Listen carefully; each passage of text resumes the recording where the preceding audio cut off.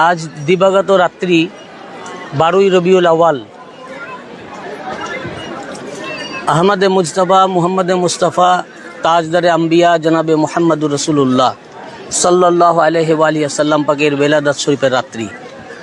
এই দিনটিকে ঈদে মিলাদুন নবী বলা হয়, অর্থাৎ নবী পাক সাল্লাল্লাহু আলাইহি ওয়াসাল্লামের জন্মের খুশি বা জন্মের ঈদ মানানো। রসুল পাক সাল্লাল্লাহু আলাইহি ওয়াসাল্লামের এই মিলাদের দিন সারা বিশ্বের মুসলমানরা আজকে পালন করছেন। আগামী দিন জশ্নে জলুস বার করবেন এবং আমাদের মেদিনীপুর দরবার পাকের আন্ডারে যত খানকা শরীফ ও মসজিদ পাক রয়েছে ভারত বাংলাদেশে সব জায়গায় এই ঈদ মিলাদুন্নবী পালন হচ্ছে।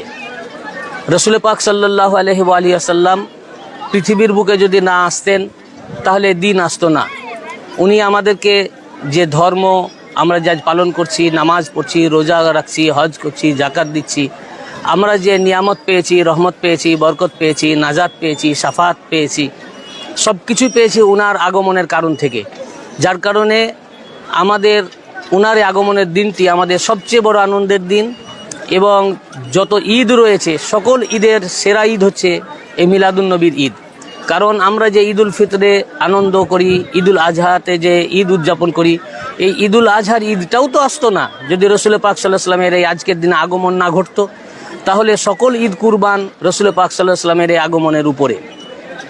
যার কারণে যত সুফিয়ায়ে কেরাম, আউলিয়ায়ে কেরাম এবং ওলামায়ে মুহাক্কিকিন যারা আহলে বাইত পাককে মাননেওয়ালা, প্রত্যেকের দরগাহ, খানকা শরীফ এবং তাদের মাদ্রাসা সব জায়গাতেই ঈদে মিলাদুন্নবী পালিত হচ্ছে। আমরা আজকে পূর্ণিয়া শরীফে ঈদে মিলাদুন্নবী পালন করতে এসেছি। পূর্ণিয়া শরীফে এসেছে এই জন্য যে রসুল পাক সাল্লাল্লাহু আলাইহি ওয়া সাল্লামের আজকে আগমন দিন। সেই রসুল পাক সাল্লাল্লাহু আলাইহি ওয়া সাল্লামের বংশধর সৈয়দনা ওয়া মুর্শিদনা হযরত সৈয়দ শাহ রওশন আলী আল কাদেরী আলাইহিস সালাতু ওয়াস সালাম বাগদাদ শরীফ থেকে এই বিহারের পূর্ণিয়া জেলার এই রওশনগঞ্জে তশরিফ এনেছিলেন এবং ওনার নাম অনুসারেই এই গ্রামটির নাম হযরত রওশনগঞ্জ।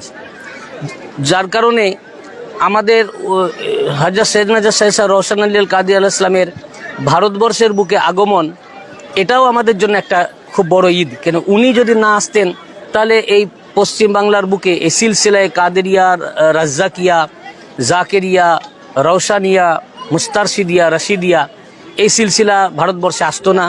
তো আমরাও আহলে বাইত পাককে পেতাম না, আমরাও গুমরাহিতে ডুবে যেতাম। আমরা যে আজকে আহলে বাইত পাককে পেয়েছি, রসুল পাক সাল্লাল্লাহু বংশধর গৌসে সানি পাক সৈয়দনা সৈয়দ শাহ জাকের আলী আল কাদেরী আলাইহিস সালাম এবং তার সহোদর এই পূর্ণিয়া শরীফের হযরত পাক হযরত সৈয়দনা সৈয়দ শাহ রওশন আলী আল কাদেরী আলাইহিস সালাম এই ভারতবর্ষের বুকে এসেছিলেন বলেই তাদের কদম পাকের সাদকায় ওনাদের নেগাহে কারাম থেকে ওনাদের গোলাম ও ভক্ত হতে পেরে আমরা আজকে আহলে বাইত পাকের ছত্র ছায় আসতে পেরেছি এবং দিনকে চিনতে পেরেছি। যার কারণেই বড় হুজুর পাক সৈয়দনা সৈয়দ শাহ রশিদ আলী আল কাদেরী আলাইহিস সালাতু ওয়াস সালাম পাকের জামানা থেকেই হুজুর পাকগণ এখানে আসেন এবং এই বারুই শরীফ পালন করে থাকেন।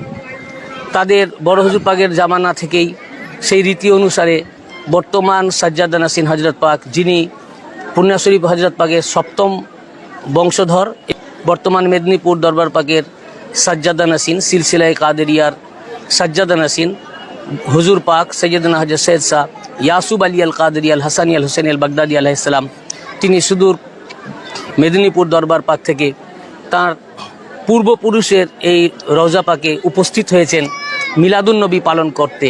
আর তার সমস্ত ভক্ত মুরিদবৃন্দগণও তার সাথে এই পূর্ণিয়া শরীফে বিভিন্ন এলাকা থেকে, বিহারের বিভিন্ন এলাকা থেকে এবং পশ্চিম বাংলার বিভিন্ন এলাকা থেকে অসংখ্য বাস যোগে এবং ট্রেন যোগে এবং ভারতের প্রতিবেশী রাষ্ট্র বাংলাদেশ থেকেও প্রচুর পুণ্যার্থী, প্রচুর ওনার ভক্ত মুরিদিন এই ঈদে মিলাদুন্নবী পালন করার জন্য বিহার রাজ্যের পূর্ণিয়া জেলার এই রওশনগঞ্জে হাজির হয়েছেন। আমাদের জন্য আজকের দিনটা হচ্ছে সবচেয়ে বড় ঈদের দিন। এটা আমরা ঈদে আকবার মনে করি।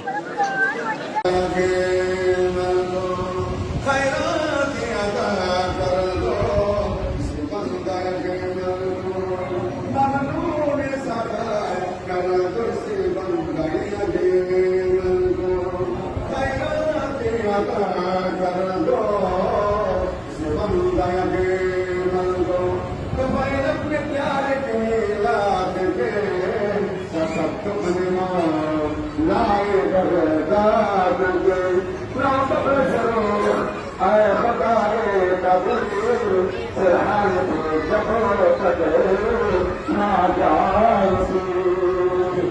घबराओ मैं जानी रे खुदा मुझे दूर मेरे चलेगा चलवा